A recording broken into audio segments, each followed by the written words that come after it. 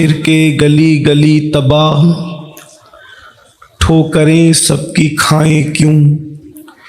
دل کو جو عقل دے خدا، تیری گلی سے جائیں کیوں؟ رخصت قافلہ کا شور، گشت سے ہمیں اٹھائے کیوں؟ سوتے ہیں ان کے سائے میں، کوئی ہمیں جگائے کیوں؟ جان ہے عشق مصطفیٰ، روز فزوں کرے خدا، جس کو ہو درد کا مزہ، ناز دوا اٹھائے کیوں؟ ہے تو رضا نرا ستم، جرموں پہ گر لجائیں ہم، ہے تو رضا نرا ستم، جرموں پہ گر لجائیں ہم، کوئی بجائے سوز غم، ساز طرب بجائے کیوں؟ آج کی یہ محفل سواد اعظم اہل سنت و جماعت کی عالمگیر تحریک سنی دعوت اسلامی رائچور کے زیر اہتمام انعقاد پذیر ہے۔ اللہ تبارک و تعالی آپ کی ہم سب کی شرکت کو اپنی بارگاہ میں قبول فرمائے۔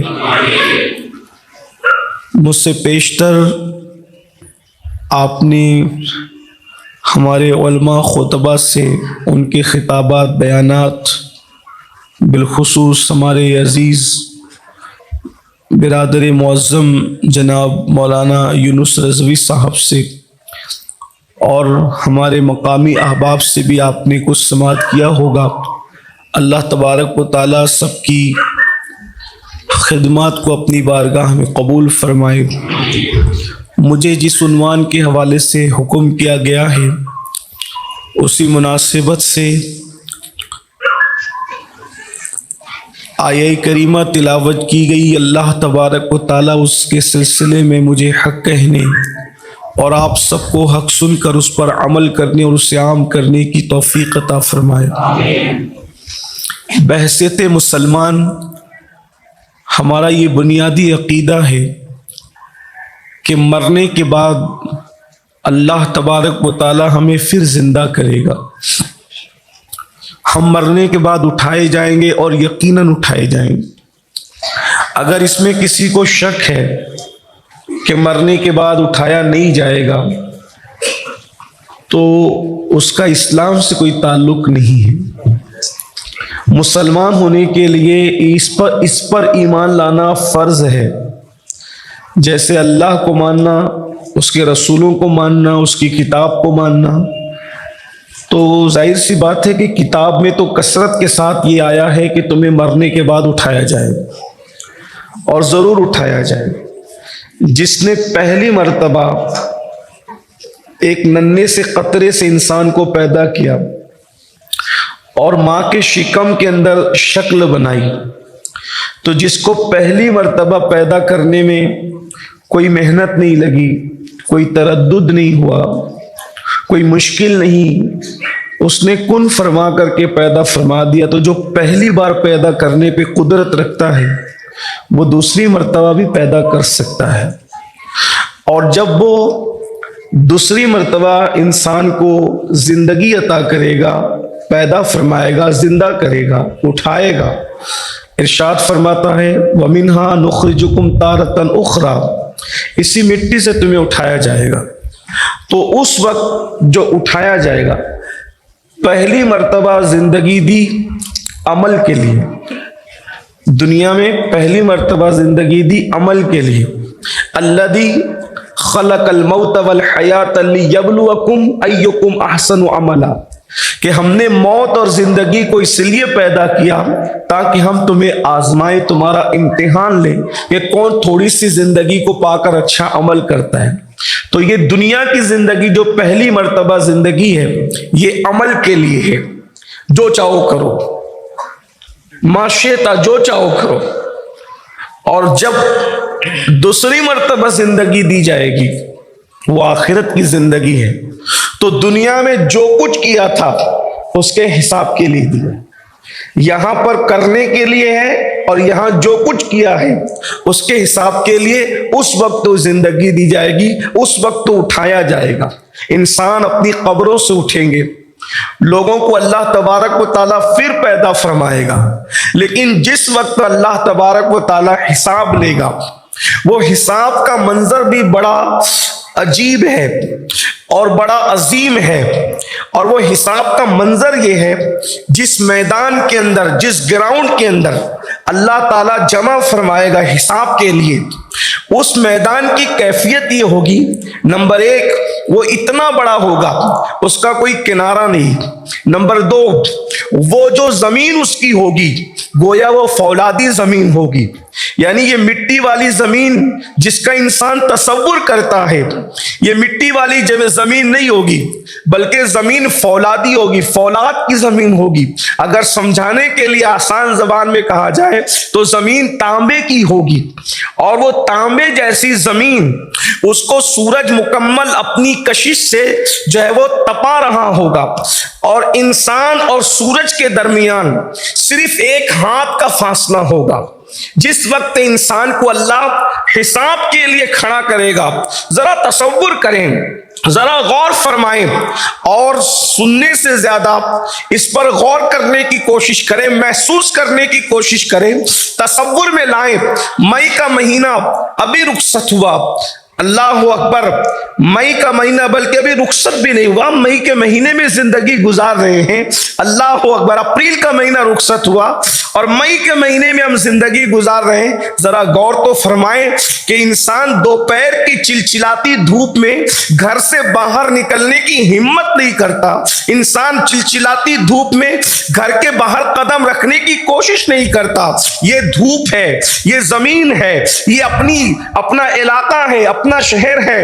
ہم چاہیں تو اے سی میں رہیں، ہم چاہیں تو پنکھوں میں رہیں، ہم چاہیں تو جیسا چاہیں لباس استعمال کریں، مگر اللہ اکبر، ذرا تصور میں لائیں، یہ باتیں کسی مولوی صاحب کی کہی ہوئی نہیں ہے، یہ بات تو مولا مصطفیٰ جان رحمت صلی اللہ علیہ وآلہ وسلم نے اپنی امت کو پہلے ہی آگاہ کرنے کے لیے فرما دیا۔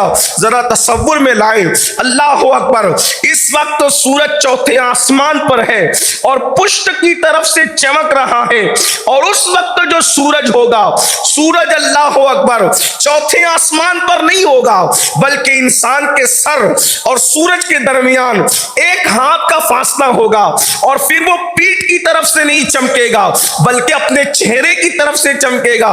اللہ کے سچے رسول صادق و مصدوق صلی اللہ علیہ وآلہ وسلم اس یوم حساب کی کیفیت کو بیان کرتے ہوئے ارشاد فرماتے ہیں، اللہ اکبر، انسان جو ہے اس سورج کی تپش کی وجہ سے کیفیت یہ ہوگی کہ لوگوں کے سر میں بھیجے اس طریقے سے کھولتے ہوں گے جس طریقے سے چولہے پہ رکھی ہوئی ہانڈیوں کے اندر پانی کھولتا ہے، اس طرح کھوپڑیوں کے اندر بھیجے کھول رہے ہوں گے۔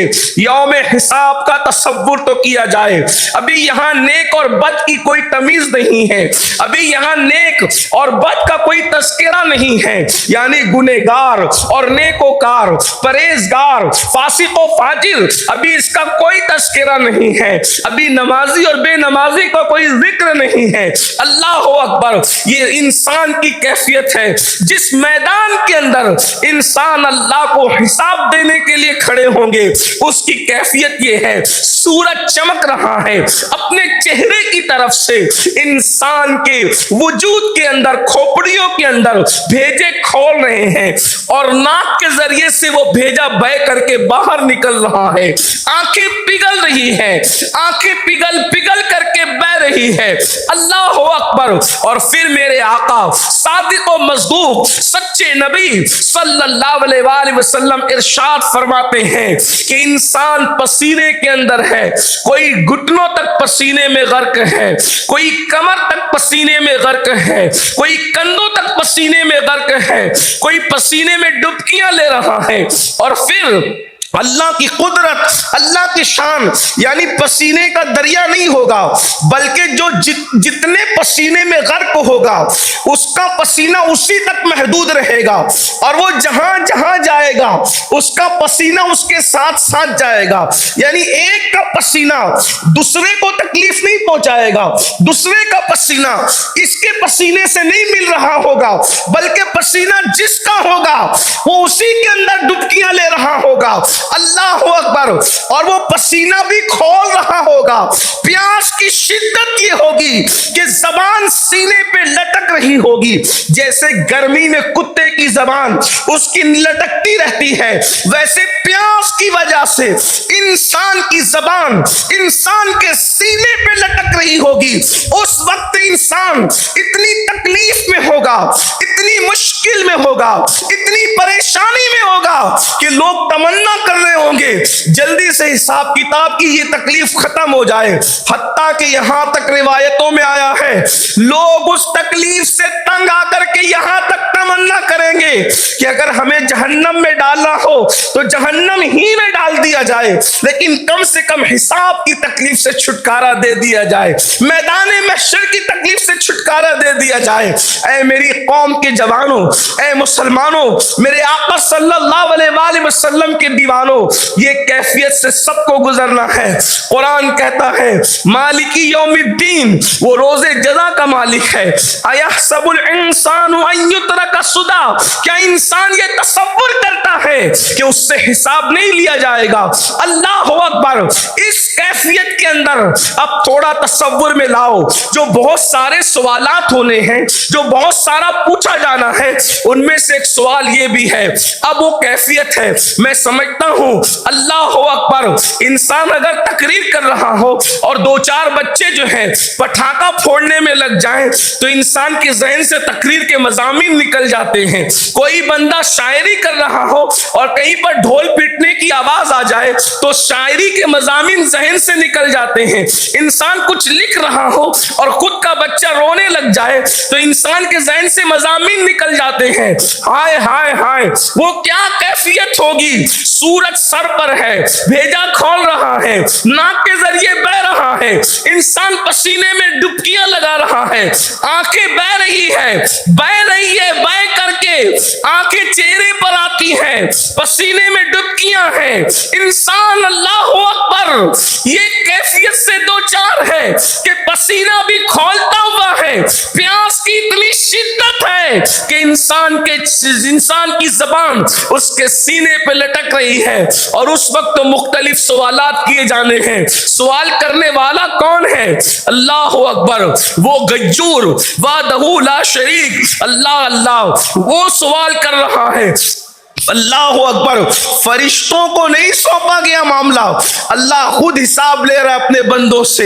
अल्लाह अकबर, अल्लाह पूछ रहा है बहुत सारी चीजें, उसमें से एक सवाल जिसकी मैंने तिलावत की, अल्लाह पाक इरशाद फरमाता है सुम्मा लतुसअलुन्ना यौमइज़िन अनिन नईम, उस दिन तुमसे अल्लाह नईम के बारे में पूछेगा, नईम के बारे में पूछेगा, नईम के बारे में पूछेगा।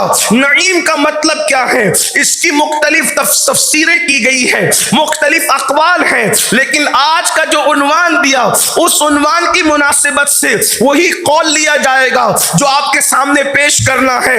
मुख्तलिफ अक़वाल है। नईम का क्या मतलब है? अल्लाह तुमसे नईम के बारे में पूछेगा तो एक मतलब नईम का ये है, अल्लाह तुमसे तुम्हारी जवानी के बारे में सवाल करेगा।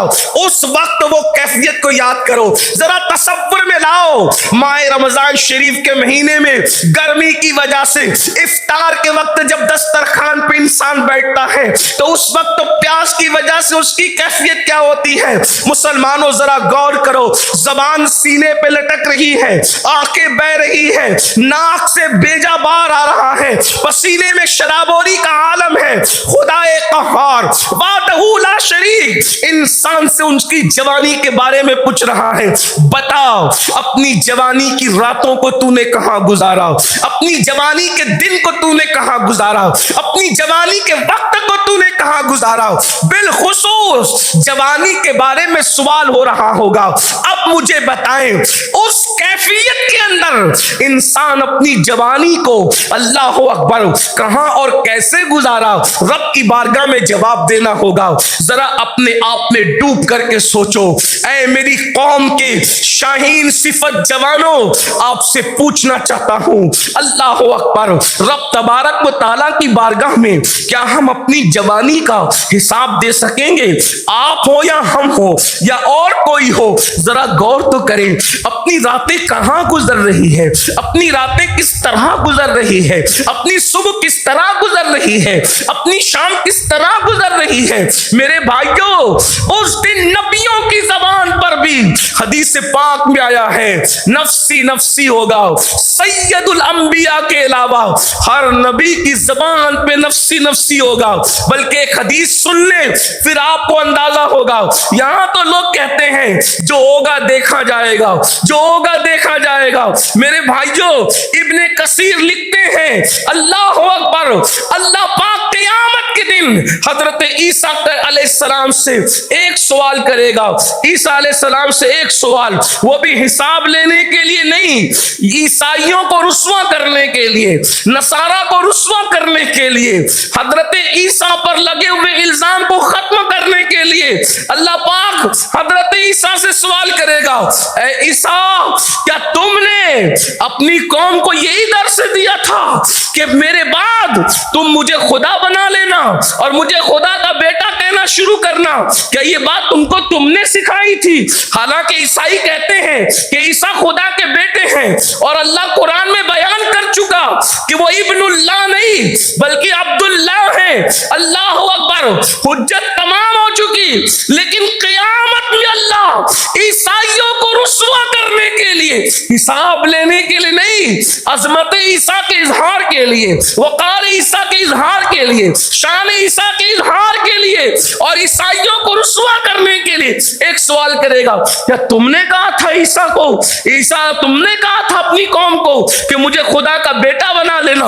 اس صرف ایک سوال پر حضرت عیسیٰ پر اللہ کا اتنا خوف طاری ہوگا، اللہ کی اتنی خشیت طاری ہوگی کہ حضرت عیسیٰ کے بال کھڑے ہو جائیں گے، جسم کے بال، اور ہر بال سے خون کی پھواریں نکلنے لگے گی۔ اس ایک سوال پر وہ حساب کے لیے نہیں ہوگا۔ اللہ اکبر، وہ عیسیٰ جو کنواری ماں سے پیدا ہوئے، وہ عیسیٰ جو بتول سے پیدا ہوئے، وہ عیسیٰ جو کلمت اللہ ہے، وہ عیسیٰ جو روح اللہ ہے، وہ عیسیٰ جنہوں نے پالنے سے کلام کیا ہے، ایک سوال میرا اللہ فرمائے گا، ایک سوال، عیسیٰ کیا تم نے کہا تھا خدا بنا لیا جائے گا تمہیں؟ تو حضرت عیسیٰ کے بال سے خون کی پھواریں نکلے گی جواب دینے سے پہلے۔ یہ خشیت ربانی کا عالم ہوگا۔ اب میں اپنی قوم سے پوچھنا چاہتا ہوں، معصوم عیسیٰ کے ایک سوال کو سن کر جب خون کی پھواریں بال سے نکلے گی، بال سے خون کی پھواریں پھوٹ پڑے گی، تو بتاؤ جب اللہ تم سے پوچھے گا جوانی کی راتوں میں تم نے زنا کیا تھا، تو زانیوں کی زبان پر کیا جواب ہوگا؟ تم نے عورتوں پر پاپ کی نظریں ڈالی تھی، تو ان پاپیوں کی زبان پر اللہ کی بارگاہ میں کیا جواب ہوگا؟ تم نے سود کے دھندے مال کی محبت میں کی تھی، تو اس وقت ہماری زبانوں پر کیا جواب ہوگا؟ تم نے علماء کو گالیاں دی تھی، تم نے دین کا مذاق اڑایا تھا، نرم گدوں پر جب تم لیٹتے تھے تو تم زنا کی فلمیں دیکھتے ہوئے لیٹتے تھے، اس وقت اللہ کی بارگاہ میں کیا جواب ہوگا؟ اب یہاں ہنسنے کی بات نہیں، کوئی مشاعرہ تو نہیں، لیکن تھوڑی توجہ تو کریں۔ کتنا دین کو کھلواڑ سمجھو گے، کتنا دین کو تماشا بناؤ گے؟ سوچو کہاں وہ معصوم جان، اللہ اکبر، جس کو خدا عرصہ دراز تک چوتھے آسمان پہ اٹھا کر کے رکھتا ہے، اندازہ فرمائے، اور قریب قیامت اسلام کی حقانیت کے اعلان کے لیے انہیں پھر زمین پر بھیجا جائے گا، اور پھر اللہ اکبر گنبد خضرا میں انتظار ہے زمین کو کہ حضرت عیسیٰ اس مقدس زمین پر رسول اللہ کے پہلو میں آرام کریں گے۔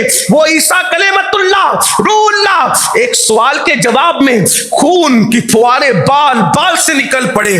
اپنے آپ میں ڈوب کر سوچو، ارے نہیں مولانا، اللہ رحمان و رحیم ہے، ستار و غفار ہے۔ میں کہتا ہوں کیا یہ اللہ رحمان و رحیم ہے حضرت عیسیٰ کو پتا نہیں ہے؟ نفسی نفسی کہنے والوں کو پتا نہیں ہے؟ اللہ اکبر، میرے امام کہتے پوچھتے ہیں کس بلا کی میں سے ہے سرشار ہم، دن ڈھلا ہوتے نہیں ہوشیار ہم، اللہ اکبر، اپنی ستاری کا یا رب واسطہ ہو نہ رسوا برسرے بازار ہم۔ ذرا غور تو فرمائیں، دنیا کے امتحان میں اگر ناکام ہو گئے تو پھر کامیابی کے چانسز ہے، مگر اللہ کے امتحان میں ناکام ہو گئے تو بتاؤ کیسے کامیابی ملے گی؟ کون کامیاب کرائے گا؟ اللہ پاک ارشاد فرماتا ہے ہم اس ماحول میں تم سے تمہاری جوانی کے بارے میں پوچھیں گے۔ اللہ اکبر، جوانی اللہ کو پسند، جوان اللہ کو پسند، جوانی بڑی قیمتی ہے، اللہ اکبر۔ اور جوانی کے بارے میں مولائے کائنات سید السادات سیدنا علی مرتضیٰ کرم اللہ تعالی وجہ الکریم ارشاد فرماتے ہیں جوانی کی ایسے ہی قدر کرو جیسے کسی شریف مہمان کی عزت کرتے ہو۔ ہر شریف مہمان جانے کے لیے آتا ہے، ایسے ہی جوانی بھی جانے کے لیے آتی ہے، اور مہمان 3 دن تک رہتا ہے، 3 دن سے زیادہ نہیں رہتا، اور جو 3 دن سے زیادہ رہتا ہے وہ مہمان نہیں ہو سکتا۔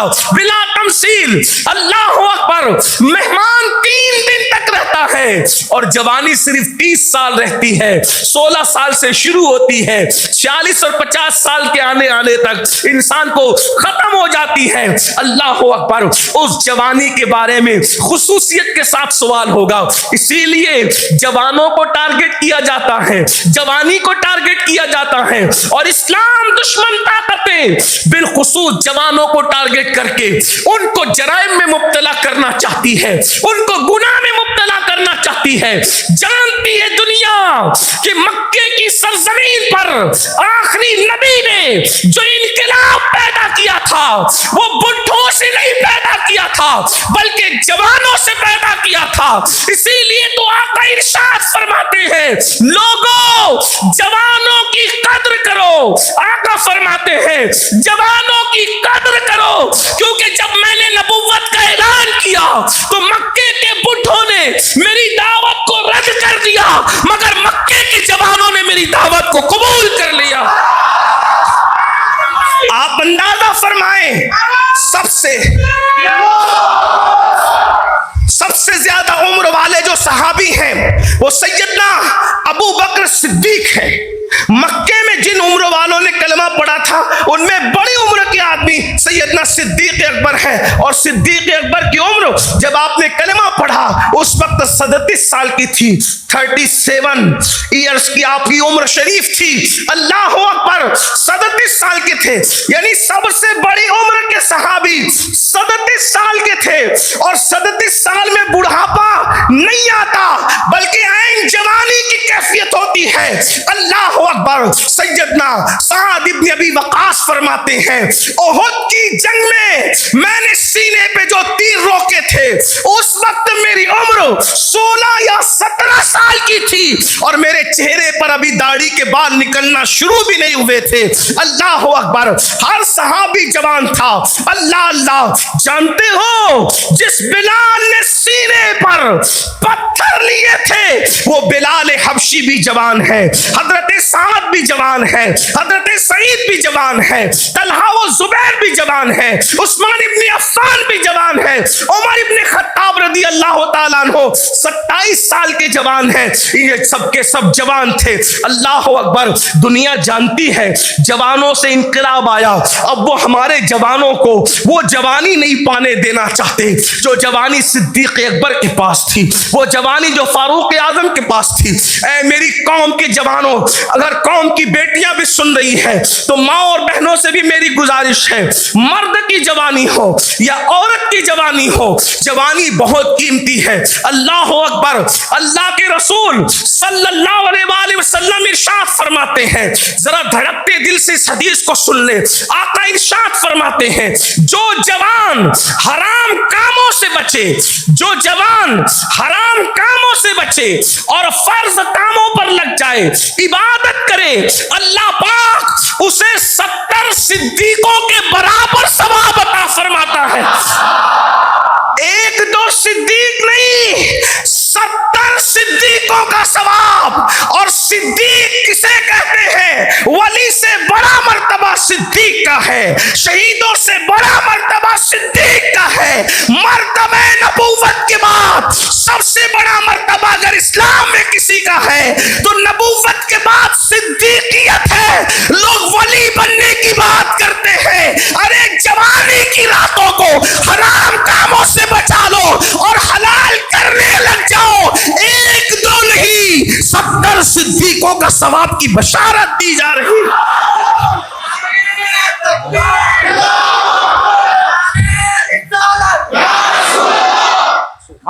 70 صدیق کس ہے؟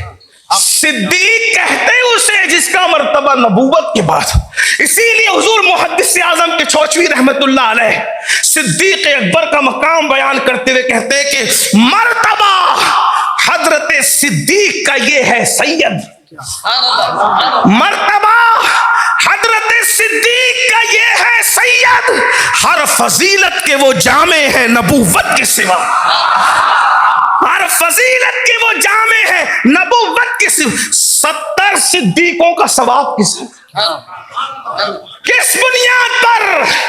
صرف جوانی میں حرام سے بچ جاؤ اور اللہ نے جن کاموں کا حکم دیا اس کی طرف لگ جاؤ، بچ جاؤ حرام سے، یعنی اپنی نگاہوں کو حرام دیکھنے سے بچاؤ، اپنی زبان کو حرام بولنے سے بچاؤ، اپنے کانوں کو حرام سننے سے بچاؤ، اپنے پیٹ کو حرام لقمے سے بچاؤ، اپنی زبان کو حرام چیزوں سے بچاؤ، حرام سے رک جاؤ، فرائض اور واجبات کی طرف رک کر لو، جس چیز کا حکم دیا گیا اس کی طرف آ جاؤ۔ لیکن افسوس آج حرام دیکھنا تو لوگوں کو اتنا محبوب ہو گیا، اتنا محبوب ہو گیا، بڑی معذرت کے ساتھ آپ ملتے کہیں اور نہیں ہو، اس لیے مائک پر ہی بولنا پڑتا ہے، جیسا مریض ویسی دوا۔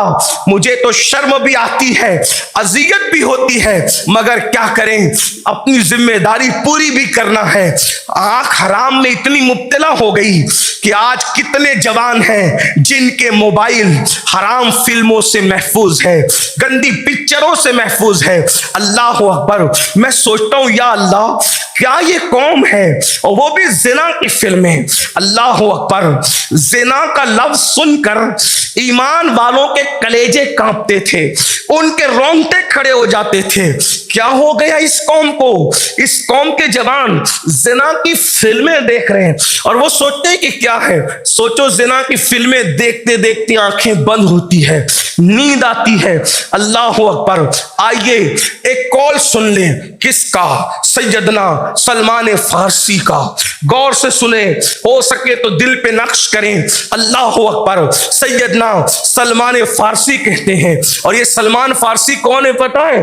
آقا علیہ السلام نے فرمایا میرے اللہ نے مجھے حکم دیا ہے، ذرا حدیث کے تیور پر نظر کرنا، عظمت بیان کرنے کے لیے حضور علیہ السلام کیا شان بیان کرنے کا انداز ہے۔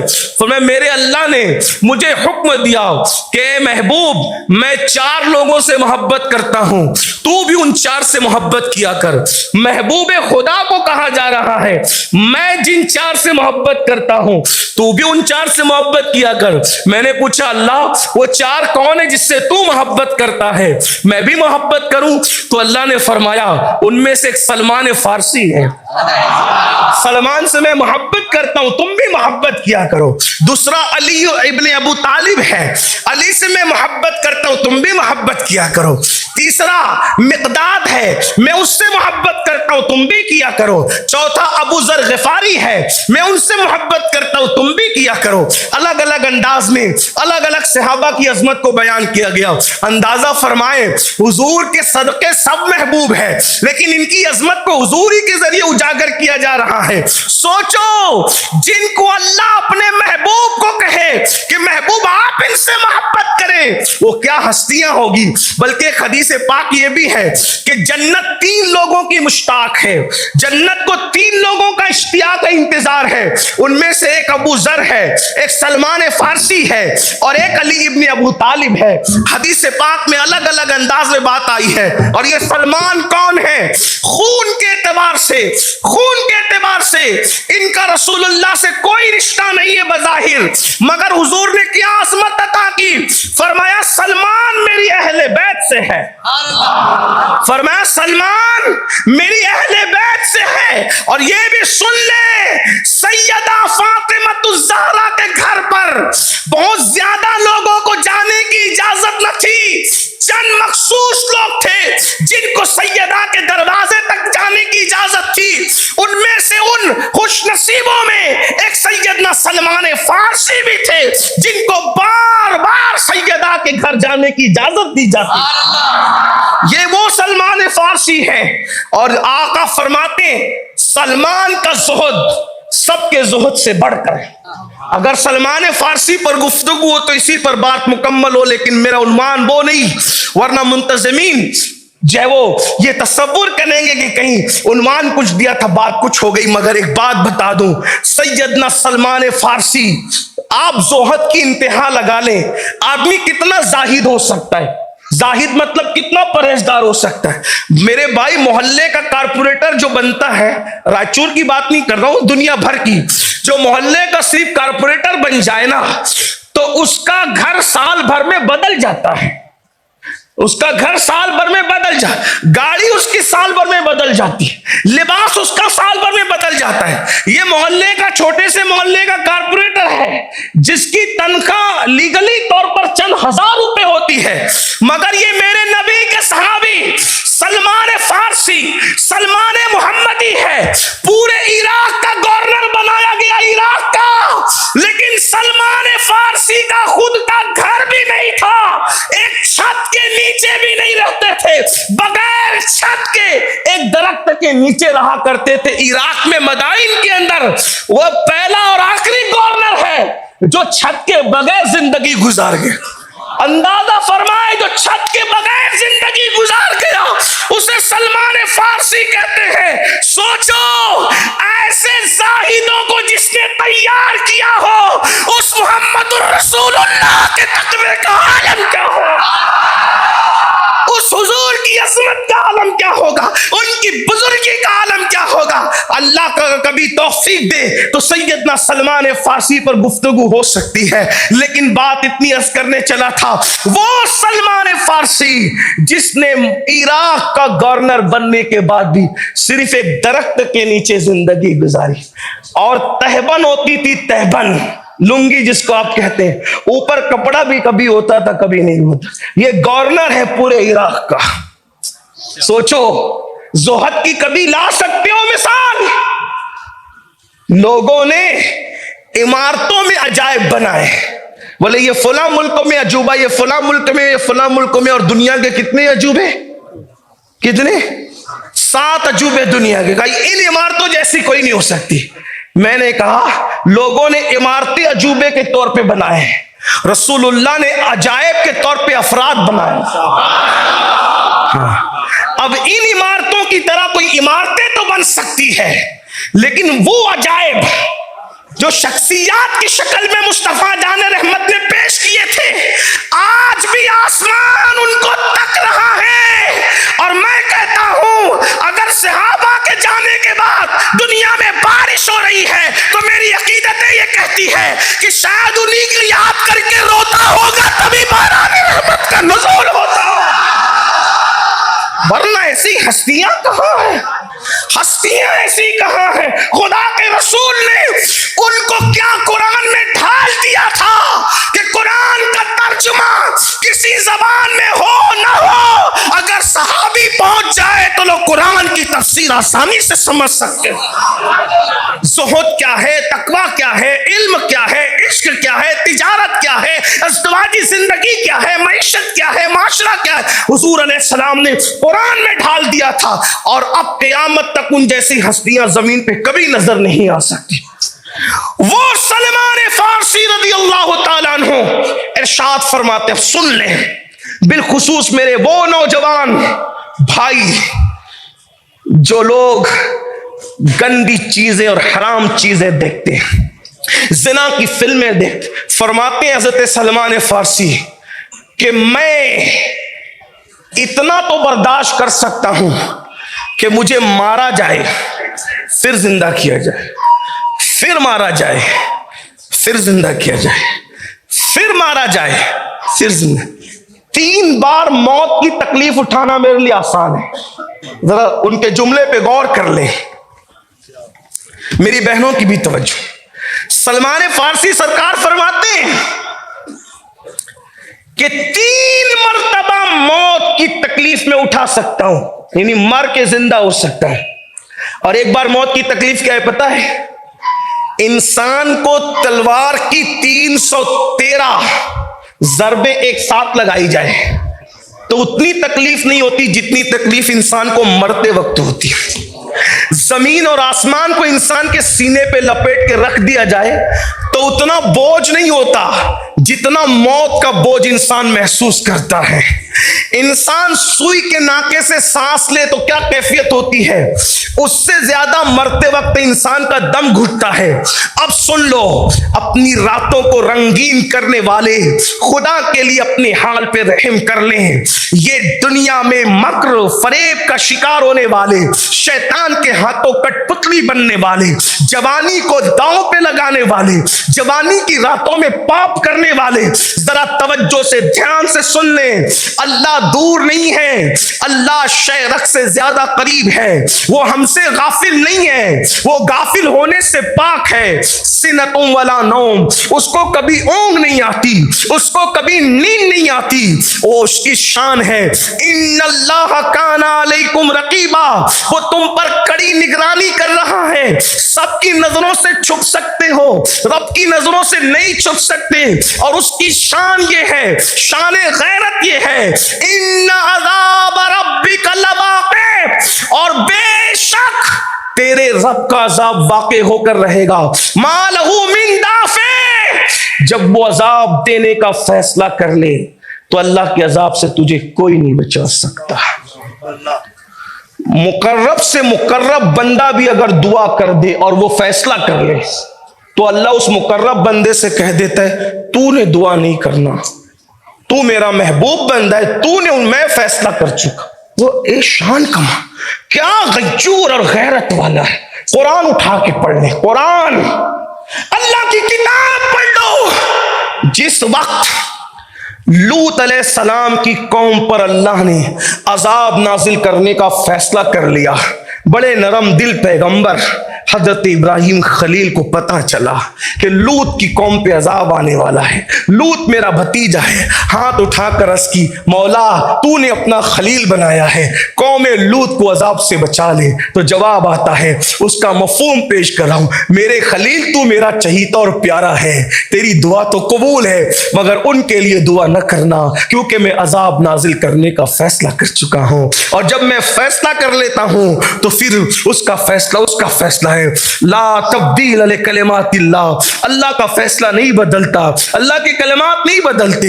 अल्लाह अकबर। और फिर अजाब की शान का अल्लाह अकबर, खुद इरशाद फरमाता है इन्ना बत्श रब्बिका लशदीद, तेरे रब की पकड़ बड़ी सख्त है, जिसकी भी पकड़ करता है बहुत सख्ती से करता है और इबरत के काबिल बना देता है। याद रखना, अगर छूट दे रहा है, अगर ढील दे रहा है तो उसको गाफिल मत समझना, उसको कमजोर मत समझना। जो अपनी जवानी में आवारगी और अय्याशी करते हैं, इतना दर्दनाक बुढ़ापा मुसल्लत करता है कि इंसान भीख मांगता है तो उसको भीख भी नसीब नहीं होती। सैयदुत ताइफा हजरत सैयदना जुनैद बगदादी बाजार में गए हैं और देखा कि बुढ़ा भीख मांग रहा है, कोई उसके कटोरे में भीख भी नहीं डालता। तो लोगों ने कहा मुर्शिद, बगदाद वाले इतने सख्त दिल हो गए कि बुढ़े के कटोरे में भीख भी नहीं डालते। तो हजरत जुनैद बगदादी फरमाते हैं जाके तहकीक कर लो, इसने जवानी में बड़े पाप किए होंगे, इसने जवानी में बड़े जराइम किए होंगे, इसने जवानी में बहुत गुल खिलाए होंगे, इसलिए अल्लाह ने इसको इतना इबरतनाक बुढ़ापा दिया। ऐ मेरी कौम के जवानों, क्या समझ रखा है? तो वो बात पूरी कर दूं, सरकार सलमान फारसी कहते हैं 3 मरतबा मर मर के जिंदा किया जाना, वो तकलीफ तो उठा सकता हूं, मगर 1 मरतबा किसी की शर्मगाह देख लूं, ये मुझसे बर्दाश्त नहीं हो सकता। क्योंकि 3 मरतबा मरने में जो तकलीफ है, तवज्जो, 3 मरतबा मरने में जो तकलीफ है वो आसान है, لیکن ایک بار زندگی میں اگر جان بوجھ کے کسی کی شرمگاہ دیکھ لیا, کسی کو دکھا دی, تو وہ عذاب اتنا بڑا ہے کہ 3 بار موت کی تکلیف تو سہی جا سکتی ہے, مگر ایک بار کسی کو ننگا دیکھنے پہ جو عذاب ملے گا یا خود ننگا ہونے پہ جو عذاب ملے گا وہ تکلیف نہیں سہی جا سکتی. کون کہہ رہا ہے؟ یہ حضرت سلمان فارسی کہہ رہے ہیں. اب مجھے بتاؤ, ایک بار کسی کی شرمگاہ دیکھنے پر یہ عذاب ہے, تو جو راتوں کو زنا دیکھتے ہیں ان کے لیے کیا عذاب ہے؟ اور یہی زنا کی فلمیں میری قوم کے جوانوں کی جوانی کو آگ لگا رہی ہے. 16 سال اور 17 سال کی عمر میں پہنچ کر وہ کچھ کر لیتے ہیں جو 35-40 سال کی عمر میں پہنچ کر بھی کرنے کا تصور نہیں تھا. آج جوانیاں لٹ رہی ہیں, جوانیاں برباد ہو رہی ہیں. آج شریف ماں باپ سکون سے نہیں سو پا رہے. ہر ماں باپ کی تڑپ ہے یہ, میرا بچہ کہاں ہوگا, میری بچی کہاں ہوگی. اور جو ماں باپ سکون سے سو رہے ہیں کہ میرا بچہ تو بگڑ ہی نہیں سکتا, ان کو یہ بات کا احساس نہیں کہ جب نوح علیہ السلام کا بیٹا بگڑ گیا تو کون سی کھیت کی مولی ہے, آپ کہاں ہو. اللہ اکبر. نوح علیہ السلام کے دور میں یہ فلمیں تو نہیں تھی, یہ آوارگی تو نہیں تھی, یہ گندی تو چیزیں تو نہیں تھی, پھر بھی نبی کا بیٹا کیوں بگڑا پتا ہے؟ نبی کا بیٹا, نبی کے قوم کے اندر کچھ بگڑے ہوئے لوگ تھے, صرف ان کے ساتھ بیٹھے بیٹھے وہ بگڑ گیا, نبی کا باغی ہو گیا. قرآن نے اس کے بارے میں کہا لیس من اہلک, اب یہ آپ کی آل سے نہ رہا, اور پھر کا اس کا عمل اچھا نہیں ہے. اللہ اکبر. غور فرمائیں, جو ماں باپ سکون سے اس کی سانس لے رہے ہیں, مجھے نہیں سمجھ میں آتا کہ آخر انہوں نے کون سی مے پی ہے اور کون سی گارنٹی لائی ہے. اللہ اکبر. الیاذ باللہ. ارے جب حضرت سعد ابن ابی وقاص, جنتی صحابی کا بیٹا سعد ابن ابی وقاص, عشرہ مبشرہ میں شامل سعد ابن ابی وقاص کا بیٹا بگڑ گیا, حضرت سیدنا امیر معاویہ کا بیٹا بگڑ گیا, اندازہ فرمائیں کیسے مقدس لوگوں کی اولادیں بگڑی.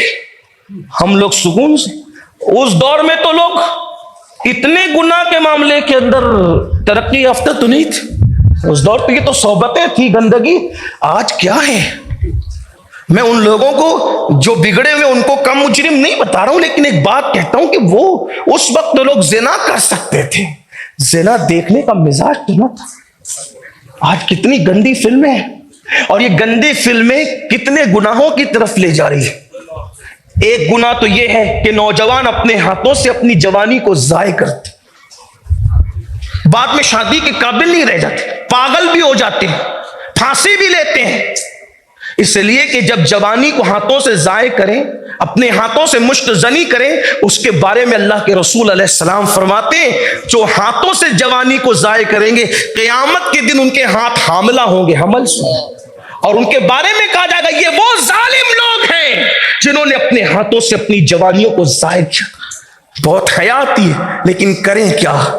جس وقت کسی کے گھر میں آگ لگی ہو اور سرمایہ جل رہا ہو تو انسان آواز کی خوبصورتی دیکھے گا یا چیخ کر لوگوں کو بچانے کی کوشش کرے؟ اس وقت تو اس میں چیخ نہیں ہے. ایک گھر جلے تو انسان چیختا ہے, یہاں تو پورا معاشرہ جل رہا ہے, قوم کا ہر جوان جل رہا ہے. وہ جوان جس کو ڈاکٹر اقبال نے کبھی عقاب کہا تھا, وہ جوان